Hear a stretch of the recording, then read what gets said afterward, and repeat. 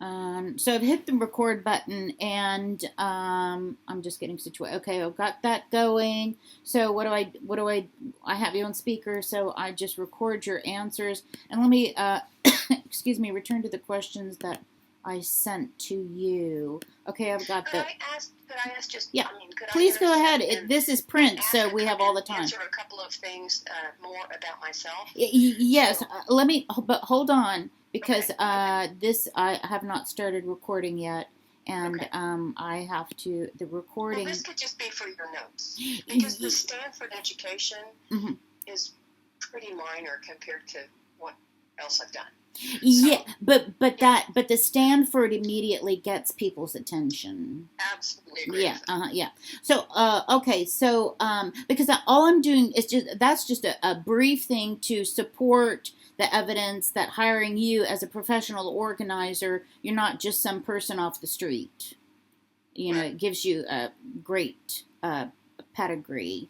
So, but you're free to add that. So, let me just, I'm gonna, I'll ask the question, and then I put the phone up to the recorder. So I'm gonna let you go ahead and add what you like, though I'm not gonna go too much into your background because I only have 1,200 words. Sure. So go ahead and say what you wish to say. Okay. So I've been a professional organizer since the year 2000, and I have a certification from the National Association of Professional Organizers, which means that I have credentials indicating that I'm educated on specific things within the organizing field. Okay, fine. Okay, I think that pretty much is going to be, we'll add on to that as we go along. Yeah. And it's only about 6 questions, and I'm not going to, Yeah. Okay, so let me ask you, well, I sort of put the big question up front, but let me go down to something more backgroundy. So yeah, let's expand on that. Tell me a little bit about the Los Angeles information. How long have organizers been around, and explain certification? Well, actually, people have been helping other people and families and communities for a long time. But the fact that it became a profession really traces back to 1983, when professional organizers in LA began meeting periodically, and within 3 years they had named the organization the National Association of Professional Organizers, and they had officers and an education program and a certification program. And they really created a niche for people who like to be organized and like to organize others. And in 2015, they changed the organizational name to the National Association of Productivity and Organizing Professionals, because there were a lot of people that were working in businesses looking at productivity, and it was a little bit more than just organizing. That's cool. So you said there are certain subsets to learning about organization. Can you name some of those subsets?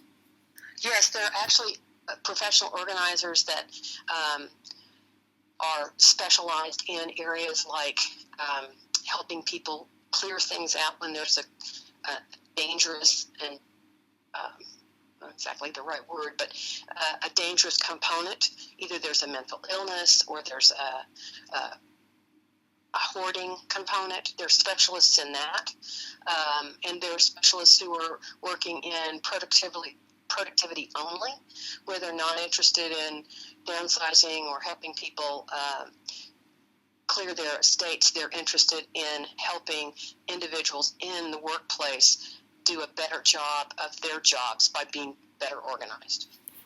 That's very interesting because a clean workspace is very important. So this also extends into companies and offices? Yes, yes.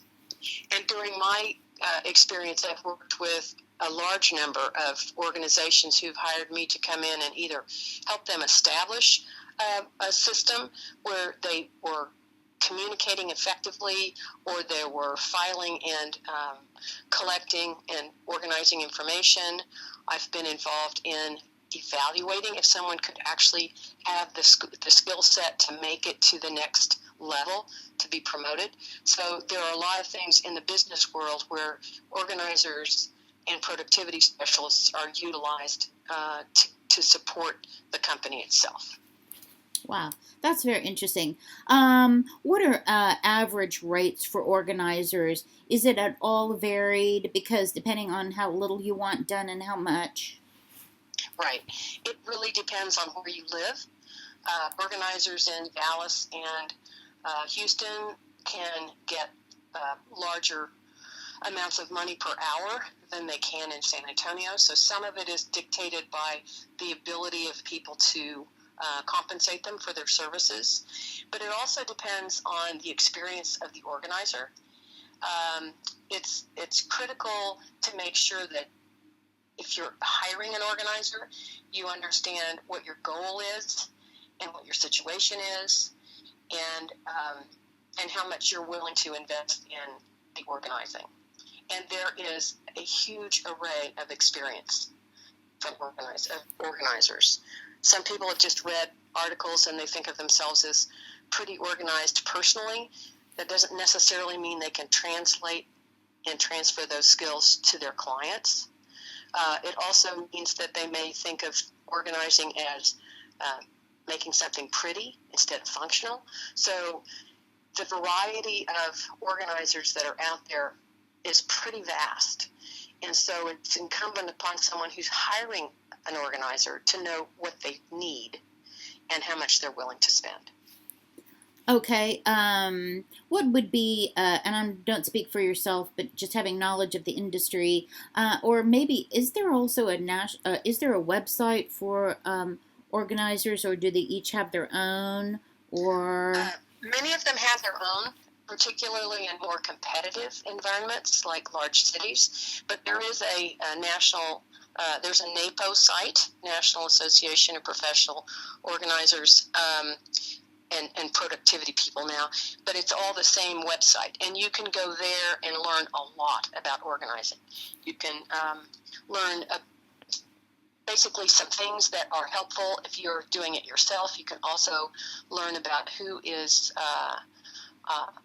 among the individual organizations. Like Dallas has a part of the National Association of Activity and Organizing Professionals. They have a website that's specifically for them, and you can go online and you can look at the backgrounds and personal statements of all of their officers. And this is a burgeoning industry. There are a lot of people who were not organizers until very recently. There are some people who've been around for a very long time, like Julie Morgenstern, who is from New York. She's been writing organizing books really for a long, long time. Stephanie Winston is another one. She wrote a book called Getting Organized, and it's really good for individual people, not necessarily for businesses. Julie's work is about organizing from the inside out and time management and never check email in the morning, those kinds of things which are more oriented to a business environment than a personal environment. And then, of course, everyone knows Marie Kondo. She came on the scene as a young Japanese organizer. She speaks no English, but she was on every talk show, and people talk about her.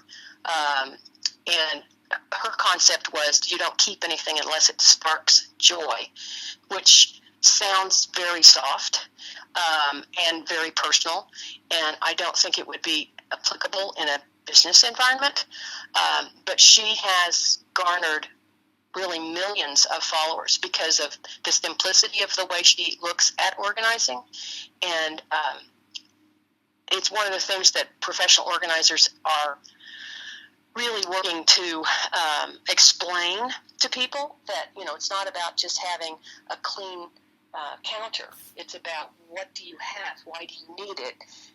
Is there another place for it?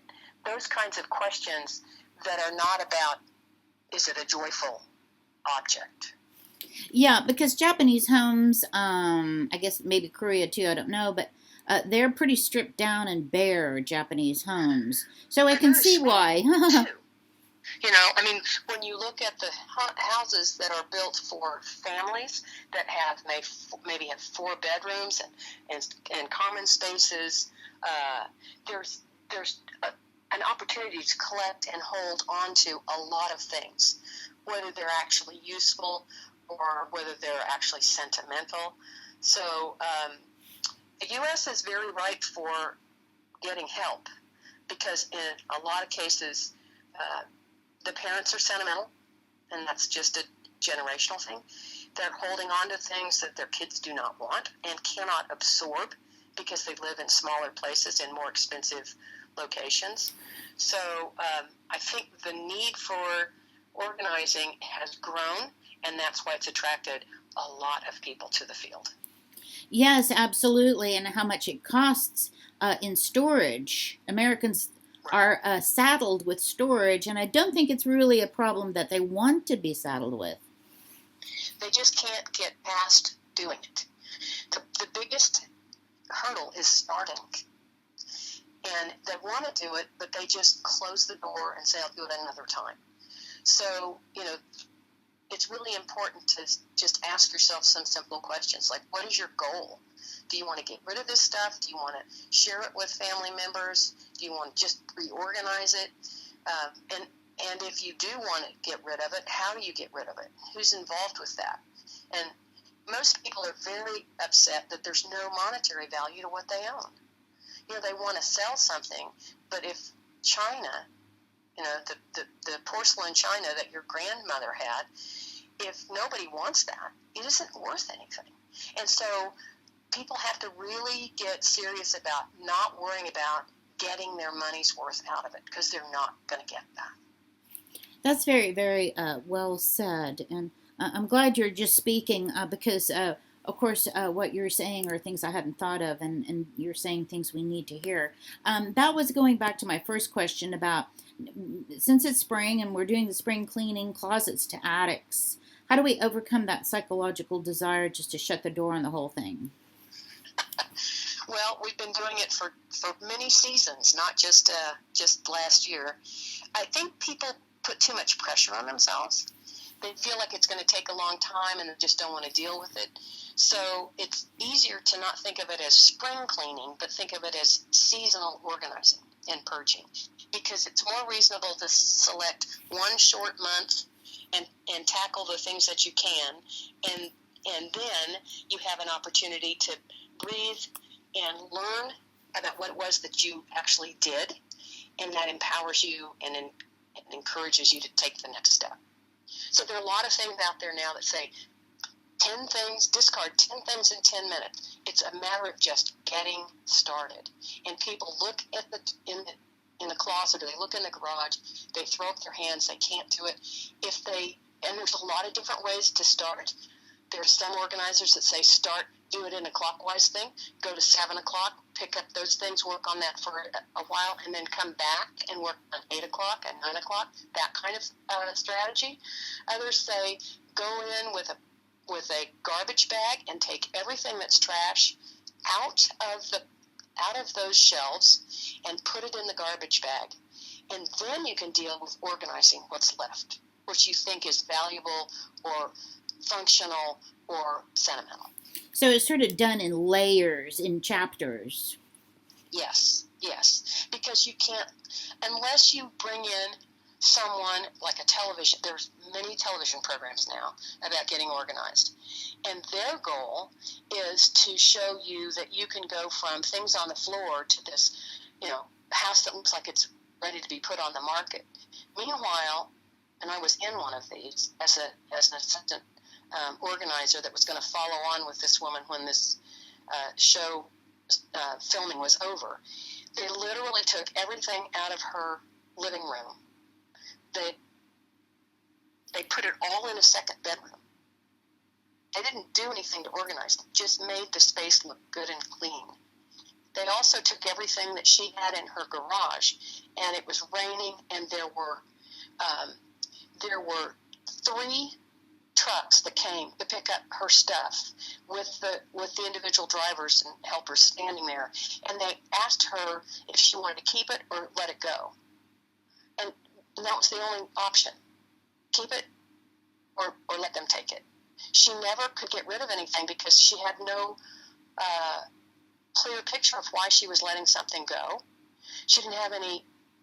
She didn't have any way of having control, and they literally just put everything back in the garage willy-nilly. So when I came in after the show was over, my organizing job was way more complicated than it would have been if I'd just been hired to come in and help her. Wow. So you've gone so far as to participate in a television show. Yeah, I have. That's the point to which Americans have gotten, then, that we have to have TV shows about how to clean up our stuff. I think that's true. I think the other part is that people in the U.S. in particular are acquisition-oriented. You know, they don't want to repair something. They just want to get a new one. And instead of throwing out the old one when you get the new one, they just put it on top of the old one. So we have way more in our homes than we actually need. And it's not that I am completely oblivious to this, because I'm having trouble getting rid of my husband's professional work. He died 10 years ago. I found wonderful places for all of his books. Being an organizer, I had a list, a database of all the books in his office and all the books at home that were professional. They all had, they were organized in such a way that people could go through either by author, by year, by type of book, by, the narrow subject matter, and they selected books. And then I would send them to them, update the spreadsheet, and the next time there was an opportunity, I would try that again. And ultimately, about 90 boxes of books became 17 boxes of books, and I found an opportunity to donate all of his sociology and social psychology books to the University of Texas at San Antonio. They had, the sociology department had a lot of people and a lot of students, and they had a new library space. They were thrilled to get them. I'm really happy for that. Yeah, you can find places, but it does take time and energy, and a lot of times you discover that nobody really wants it. Mike's situation was unusual because he taught there for his first year, which is why they were amenable to talking to me about a former professor's library. And they did not have the duration of time in the actual department itself to have collected the kinds of books that Mike had, because a lot of them are not in print anymore. Right. And so it goes back to the main thing, which is if you don't want it anymore, it will take time, but you can find someone who wants it. Yes, you may not get money for it. Yeah. But you may have the satisfaction of knowing that it just didn't go to a dump.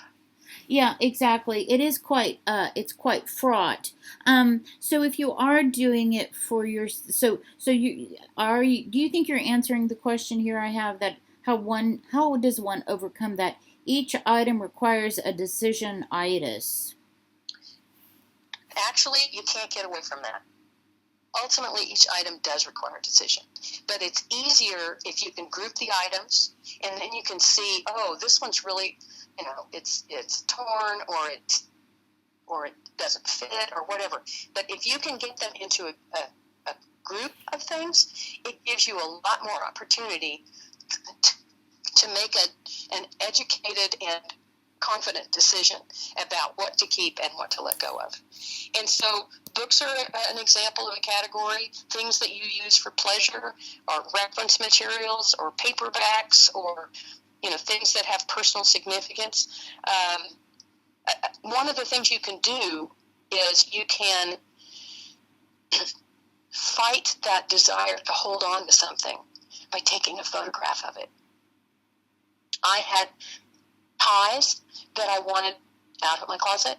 Mike wore a tie when he was 27 teaching, because He was at UTSA, and all the students there were older than he was, and he had to prove that he was like the professor. So he had to dress up every day. He got his first suit so he could go into class and be the adult in the room. Right.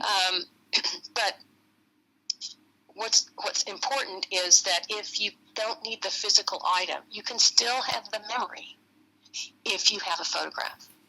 Yeah. I'm actually going through this process now myself with my parents' things. So they've been gone 10 years. And what I have found, and I'm so eager to get on with my life, this is just an aside. But what I found, though, that time has helped a lot. For example, I was very attached to the mix master my mother and I made cakes with. It had a beautiful motor, but it's not really running that well. I thought I smelled a sort of a smoke coming from it the last time I used it. And I've gotten psychologically to the point where I donated it with no regret to the Green Door. It's the thrift shop up here in Alma Heights run by the church.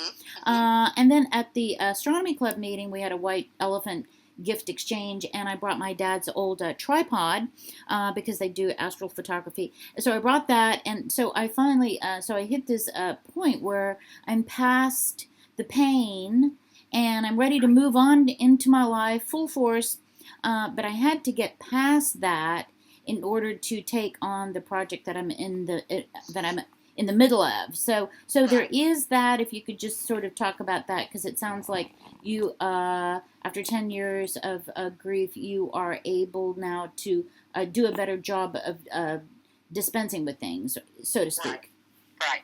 And sometimes you need a partner to help you with this. So I've been working with a lot of people who are perfectly capable of making their own decisions, and just having someone to bounce that off of, so you're not talking to yourself. It's like, do I really want this? Is this valuable? Can I live without it? Is there someone else who could use it? There's a million of those kinds of questions, and sometimes it helps to have someone who can say, you clearly don't want this, let's put this in the garage.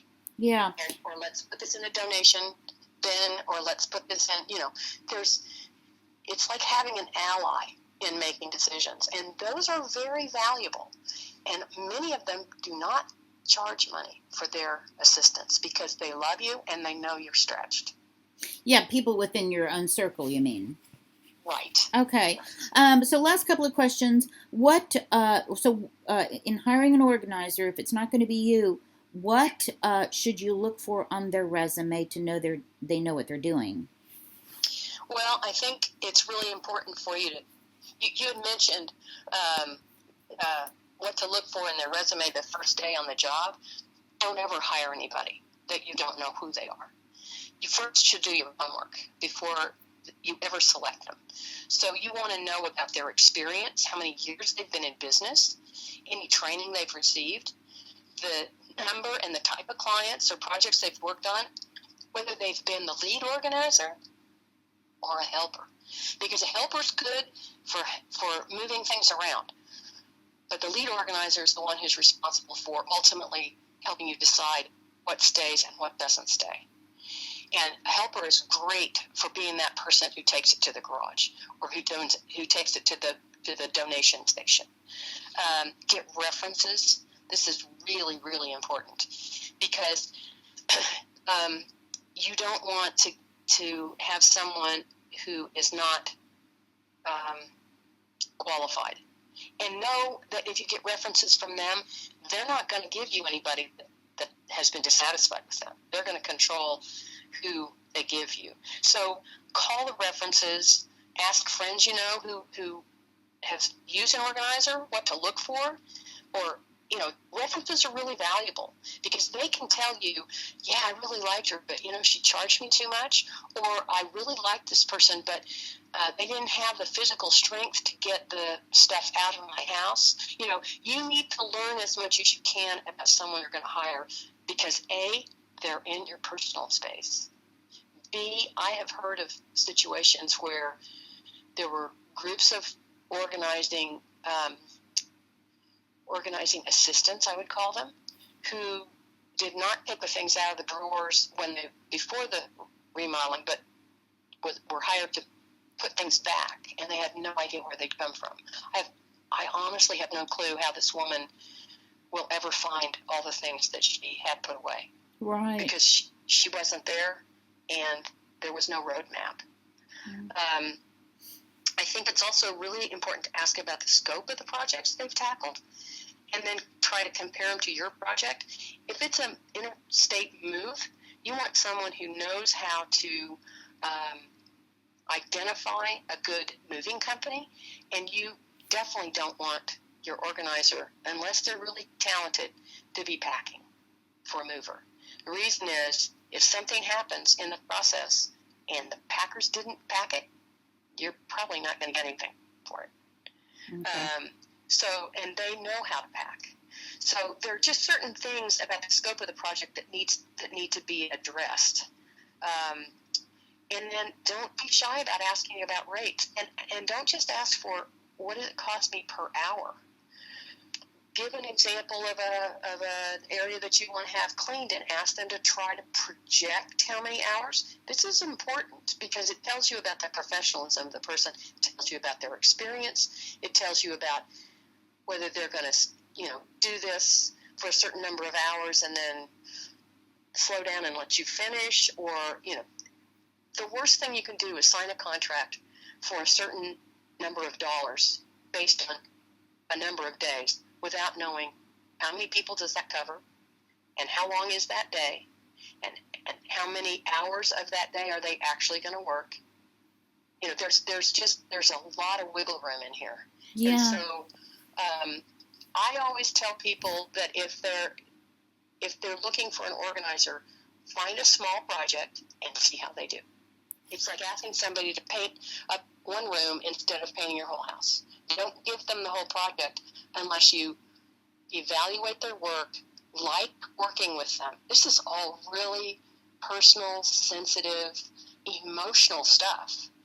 And if somebody's just coming in and organizing your cookbooks in rainbow colors, and you don't notice the color of the back of the binding of the book, you want it Italian together and Mexican together, so just organizing doesn't mean they're organizing the way you will find it. It's often the way they think of it. So working together is really, really important.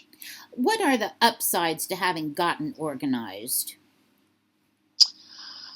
Personally, or for people to hire somebody to get them organized. Well, either way, just all together, whether or not you do it yourself or hire somebody. What can you look forward to after you've done the hard work? Well, the first thing you can look forward to is that the disappearance of that. Oh, I've got to do this. There's a certain satisfaction of having reached a point, even if you're not completely finished, but of getting one phase done or one step done. And then you can spend time not worrying about what you should be doing, but worrying about living and recognizing in the process, and this is why it's kind of important for you to participate, is you learn as things are going through, and maybe it's just at the beginning where you're trying to explain to them what your expectations are and stuff, and what is meaningful to them, so that it's not here's a picture, you want this picture, here's a picture, you want this picture. It's something where there's a rhythm that happens. But it's really critical to be able to enjoy your environment. I know people who never let anybody in their house because they were embarrassed. They were embarrassed that there was stuff around. They didn't know the process of how to get rid of the mail. And often an organizer can sit down with somebody and go through a project, and the teaching is the most critical part. So when this comes in, Mrs. Jones, is this something that you already have on your computer? Is this something that they've already sent you about this? Is this something that you need to save for tax purposes? There are all those kinds of questions that are super helpful. And once you know those things, then you can relax. Yeah, you learn yourself, because my next question was how to stop piles from reaccumulating, but it seems like if you do work in tandem, you will learn how to stop them from reaccumulating. Right. Yeah, and there are a couple of other things. Act frequently. Don't wait until the end of the month to deal with your bills. There's stuff where you throw away trash mail when it arrives. You unsubscribe to things you don't read or need. Have convenient places to file paperwork so the things you do need to save. Scan items only if you have a reasonable system to find them again. I think scanning has become something where people think, oh, it's a great idea, and then they spend 40 minutes trying to figure out where it is on their computer. Yeah. And then designate locations. I have it's called, I can't remember exactly the terminology we've used over time, but it's basically called a lift-off pad. So when you're leaving to go to the office, if you need to take your lunch, if you need to take your portfolio, if you need to take something that's going to go to the cleaners, you put it in this spot, and it's where you leave the house to get in your car. And then you don't have to look around the house and go, now where did I put that? I wanted to take that. You already know where it is because you've anticipated that it's something that needs to leave the house. Yeah. Grouping is also a really good process. So you put like things together. So if you're a person, I like lists. I like the decision making that I can get in a list. I don't start at the top and go down. I often set it up where I've categorized this. These are calls I need to make. These are emails I need to respond to. These are errands I need to run, so that I'm not just throwing dust on a page and then trying to go back and figure out what is it I need to do today. And you'll discover that the fewer things that are distractions, like trash and disorder, the fewer things there are of those, the easier it is for you to actually get things done. Yeah, you just kind of have to start. Well, that was a very good interview. Americans are a consumer society, and with China coming onto the scene, making all the cheap stuff we buy, I think the problem has gotten worse. Would you agree?